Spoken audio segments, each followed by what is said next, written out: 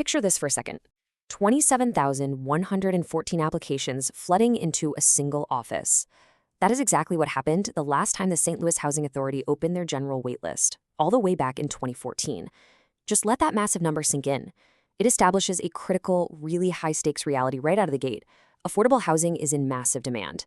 If you're seeking a safe, affordable place to live, you're stepping into a highly competitive and, frankly, often overwhelmed system. But hey, you don't have to do it blind. Welcome to This Explainer. Today, we're handing you the ultimate survival guide for successfully navigating the Section 8 housing process in the state of Missouri. We've pulled together the official guidelines, the statutory requirements, and the local authority procedures to take what is usually a frustrating bureaucratic maze and turn it into a clear, actionable roadmap for you. All right, let's dive into our roadmap. We'll be looking at what Section 8 actually is, whether you qualify, the application process itself, how to navigate the waitlist, using your voucher, and finally, some pro tips and a disclaimer. Section 1. What is Section 8? Understanding the Housing Choice Voucher. To kick things off, let's cut right through the bureaucratic jargon. Officially known as the Housing Choice Voucher Program, Section 8 is essentially a partnership between the federal government and local agencies. So the U.S. Department of Housing and Urban Development, or HUD, provides the funding. But, and this is super important, local public housing agencies, usually called PHAs, are the ones who actually manage the program on the ground. The real beauty of this voucher is that it empowers families to rent privately in the general market rather than being stuck in specific public housing projects, as long as the home is safe, clean, and meets specific quality standards. Section 2. Do you qualify? Understanding eligibility and income limits. Now, what's really interesting about this stage is figuring out if you actually meet the stringent statutory requirements before you even spend time applying. Obviously, income is a factor, but there are strict foundational criteria beyond just the money. First up, you've got to be a U.S. citizen or have eligible immigration status. You also need to be a resident of Missouri to apply through these local PHAs. Crucially, your past housing and legal history totally matter here. You have to have a clear Section 8 record, which means no previous evictions from the program. On top of that, authorities are going to run background checks, so having a clean record regarding drug-related criminal activity, or really any activity that threatens the safety of other residents, is an absolute non-negotiable requirement. Okay, so let's talk about those income limits, because they shift wildly depending on exactly where you live. Eligibility is based on what's called the Area Median Income, or AMI.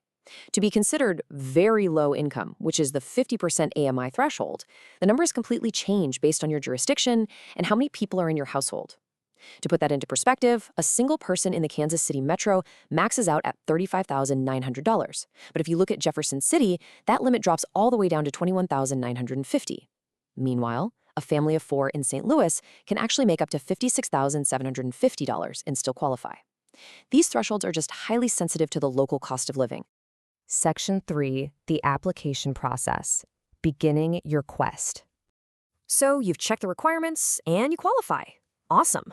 The next phase is actually getting your name into the system. First, you have to wait for a PHA to open their waitlist. By law, they have to give a 30-day public notice in local newspapers and on their websites before a list officially opens. When it does open, you'll most likely submit a pre-application through a digital portal.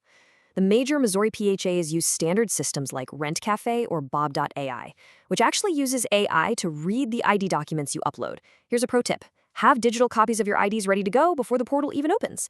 Now, if you have a disability and can't use these digital tools, don't worry.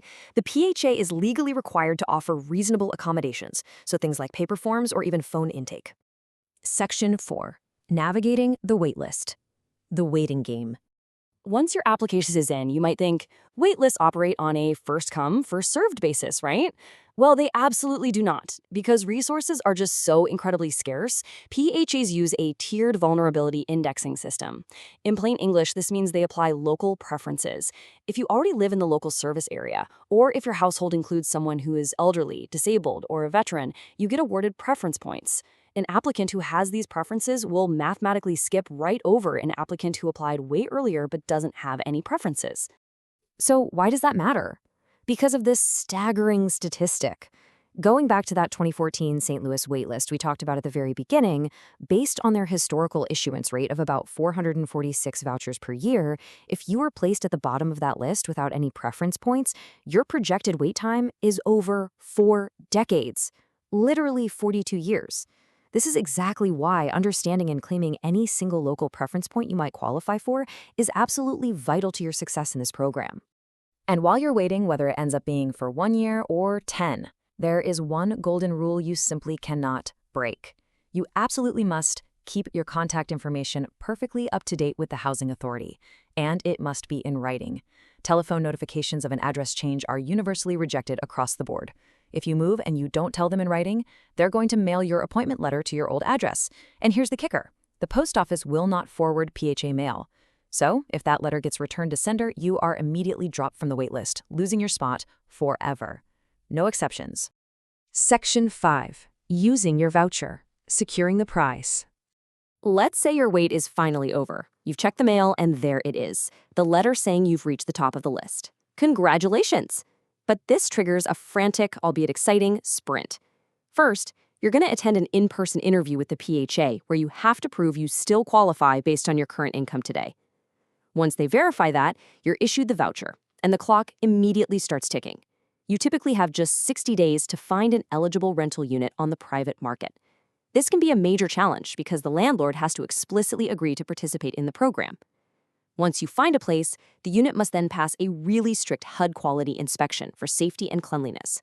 If it passes, you sign the lease, and the PHA signs a housing assistance payment agreement with the landlord. And finally, all of that hard work and waiting pays off with this beautiful number right here, 30%. Under the Section 8 program, the Housing Authority calculates your subsidy so that you generally only pay 30% of your monthly adjusted income toward rent and utilities. The PHA pays the rest directly to the owner, providing you with incredible long-term financial stability and truly affordable housing. Section 6. Pro tips and a disclaimer. Insider knowledge. Before we wrap up, we want to leave you with some highly actionable advice to give you the best possible chance of succeeding in this system. First off, cast a wide net. Don't just apply to one single city's waitlist. Apply to multiple centralized and local PHA waiting lists all across the state. Second, you really need to maintain a stellar rental history because landlords are still going to vet you just like anyone else, even with a voucher in hand. Third, regularly review the PHA's preference points. If your life situation changes, like maybe you become a local resident or a veteran, you need to update your application immediately so you can jump ahead in line. And finally, keep meticulous records. Save every single confirmation email and letter you ever receive from them.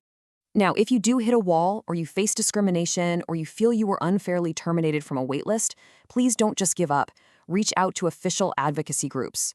Organizations like Legal Services of Eastern or Southern Missouri or the Missouri State Public Defender's Holistic Defense Services offer amazing expert guidance on tenant rights, and they can really help you appeal any administrative errors.